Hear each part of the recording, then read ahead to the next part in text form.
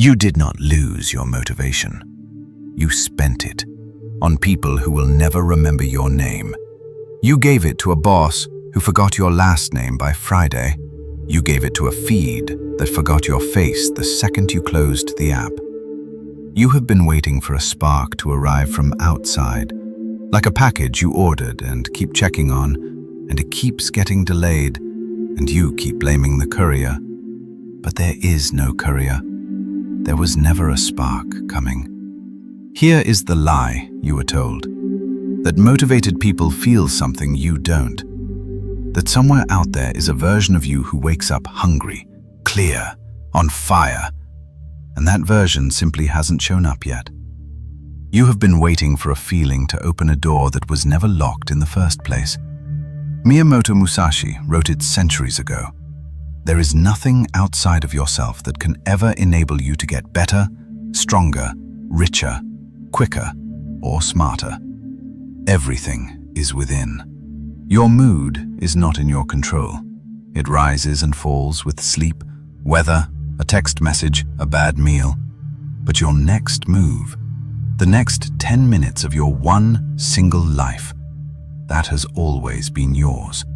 You just keep handing it to your feelings like a manager handing the company keys to whoever complains the loudest. So here is the roadmap, and here is the dare. We are going to walk through the exact machinery the strategist uses to move when the spark refuses to show up. The furnace instead of the match, the silence instead of the announcement, the drought instead of the guarantee.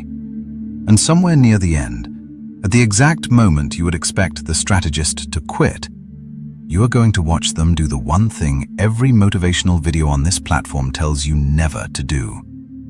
You are not ready for that move yet. Stay with me. You will be. Phase 1. The lie of the spark. You have been told that some people are just built with more fire. That's not true. What they have is not a bigger spark. It's not a spark at all. Picture two flames. The first is a match, bright, loud, gorgeous for about 4 seconds, and then black. It draws every eye in the room while it burns, and it leaves nothing behind but smoke and the smell of something that used to matter. The second is a furnace. No one photographs a furnace. It doesn't flare, it doesn't perform.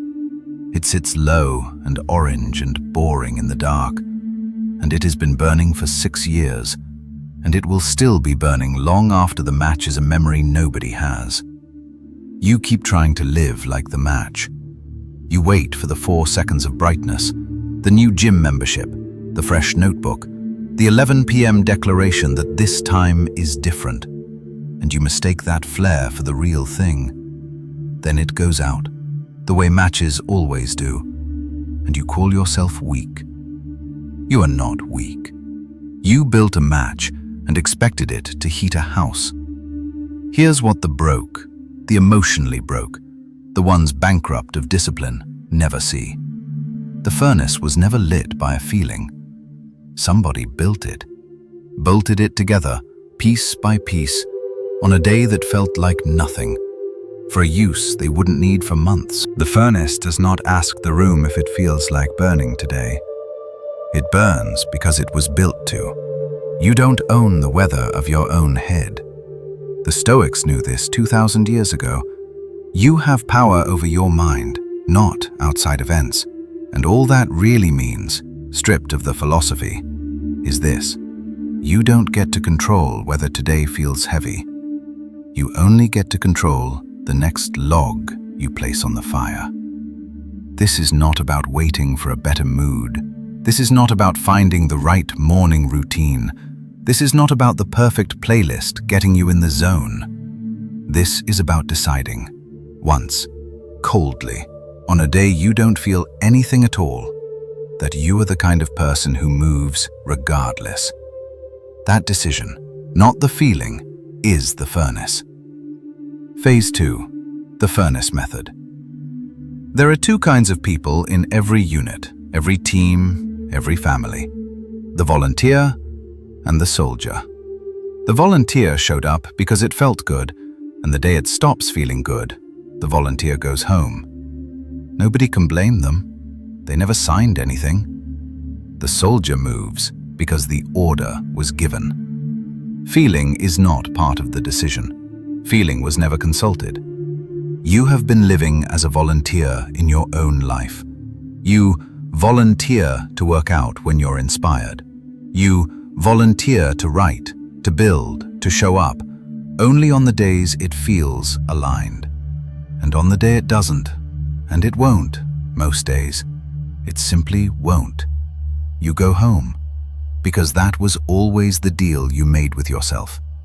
There was never an order. There was only ever a mood, dressed up as a commitment. Willpower will not save you here. Willpower is a currency, and like every currency, you can spend it dry. You wake up with a full tank, and by 3 in the afternoon, after the emails, the traffic, the argument you didn't want to have, it's gone. And whatever was left for your goals gets paid last, out of an empty account. This is why the willpower-only crowd is always exhausted by Thursday. They are trying to run an empire on a currency that runs out before lunch. The furnace runs on something else. Systems. A rule that doesn't ask your opinion. Not, I'll work out when I feel strong, but I train at 6, full stop, feeling irrelevant. Not, I'll write when inspired, but 400 words before I open anything else, every day, forever. You are not negotiating with yourself anymore.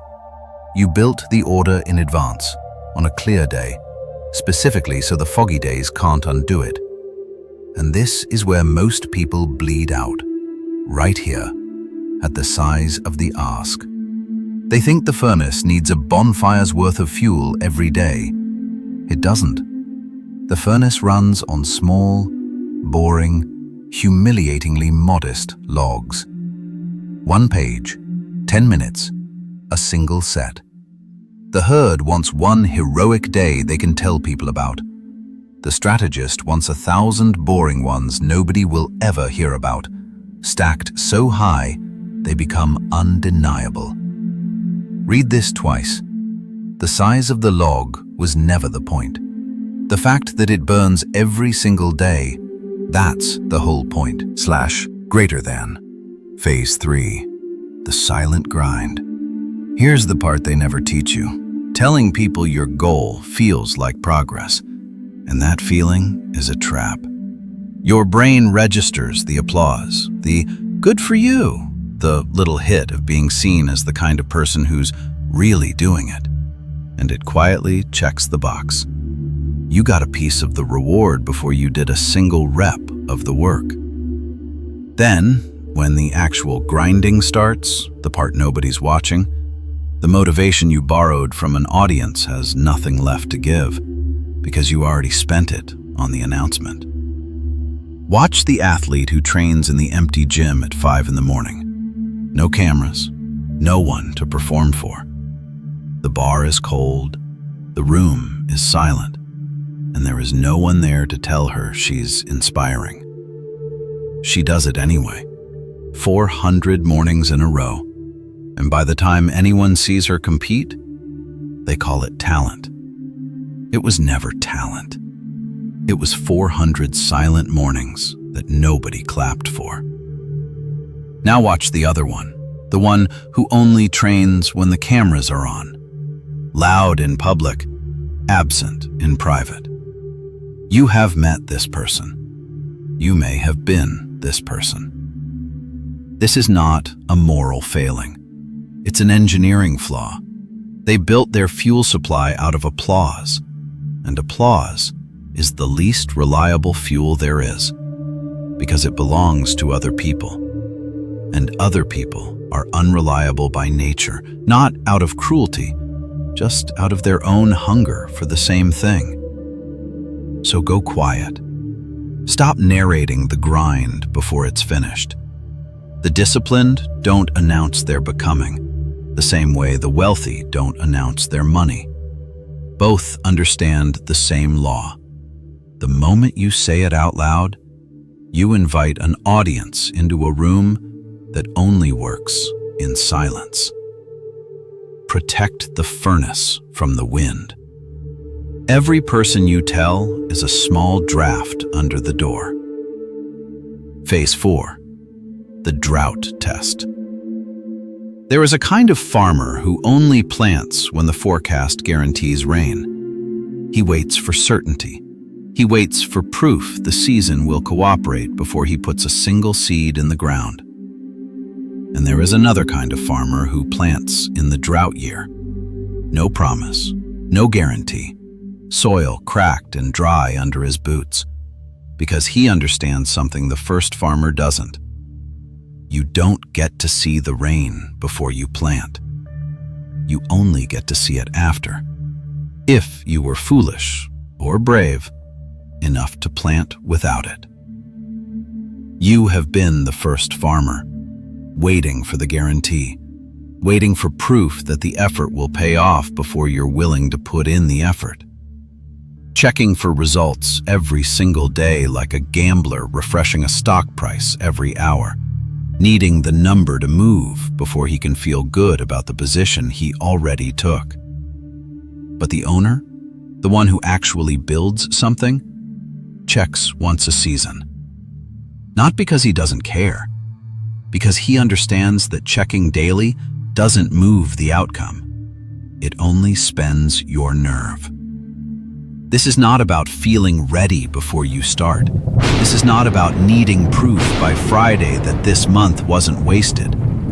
This is not about a sign from the universe that you're on the right path. This is about doing the work, especially when the field is silent and cracked and giving you nothing back. Because that silence is not a verdict. It's just weather. And weather always turns. For the ones still standing in the field when it does. Most people quit right before this. Right at the driest part of the season. Right when the whole thing looks like it was a mistake. Right when quitting would feel like relief instead of defeat. That's not a coincidence. That's exactly where the crop separates from the people who never had one. Because the ones who don't quit here are the only ones who get to see what a harvest even looks like. Phase 5. The inversion. Here is the move. The one I promised you at the start. The one every motivational video on this platform will tell you never to do. When the strategist hits the wall, the real one, not the dramatic one, the quiet Sunday night collapse where the goal feels stupid and the last 6 weeks feel wasted, and the only honest thought left is, what was even the point? Every guru you've ever watched tells you to push harder. Dig deeper, find the fire, remember your why. The strategist does the opposite. The strategist kills the goal. Not the identity, the goal. Watch the difference, because it's the whole game. The goal was run every day this year. The identity is, I am someone who moves when it's hard. The goal is a number. The identity is who owns the number. When the goal breaks, and goals break, that's what goals do under enough pressure. The volunteer decides the whole project, and the self underneath it was a failure. The strategist lets the goal die quietly, without ceremony, without self-punishment, and keeps the only thing that was ever load-bearing. I am still the kind of person who moves. The furnace doesn't care that yesterday's log went out. It just needs the next one. This is the inversion nobody teaches because it doesn't sound inspiring on a thumbnail. Quitting the goal, on purpose, calmly, while keeping the identity intact, that's not surrender.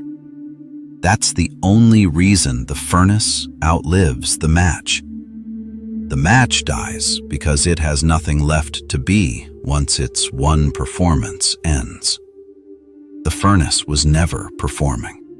It just needed to keep burning, in whatever shape that took today. Think of the parent who worked 40 years at a job they hated, showing up every gray morning for a paycheck, and at the end, had nothing to show for it. Not because they lacked discipline, but because the discipline was never anchored to an identity worth protecting. They kept the job. They never asked who they were becoming while they kept it. Don't let that be the shape of your 40 years. Rome didn't fall in a single battle. It softened for decades, in comfort, until there was nothing left standing that remembered how to fight. That is what quitting the identity instead of just the goal looks like at the scale of an entire civilization. It doesn't collapse. It just slowly stops being able to stand. So here is who you become on the other side of this. Calm, unbothered by whether today feels inspired. Moving on command, the way the furnace burns, not because the room applauded, not because the conditions were finally right, but because that's simply what you do now. The herd will scramble for the next spark, the next system, the next 5 a.m. routine video, chasing a feeling that was never the engine to begin with. You will already be building, quietly, in a room no one is filming. There is a price for this. No one claps for the boring days. There is no applause scheduled for the 400th silent morning. You will do this without the audience you used to borrow motivation from, and that isolation is not a side effect. It's the tax on becoming someone the old version of you wouldn't recognize. The version of you that needed motivation to move has to die today. Quietly, no ceremony. It served you as long as it could, and it cannot come with you into the field that's still dry. There are sharper moves than this. How the furnace handles the days that break it completely, how the strategist rebuilds after a season with no harvest at all, and those aren't for the public feed. They're for the ones who prove, first, that they'll show up on a day that gives them nothing. If you are done performing your discipline for an audience, leave the words "furnace, not match" below. Not for me to read. I will not be checking. Treat this comment section as the vault where you lock away your need for applause. The match dies today. The built version of you goes quiet and gets to work.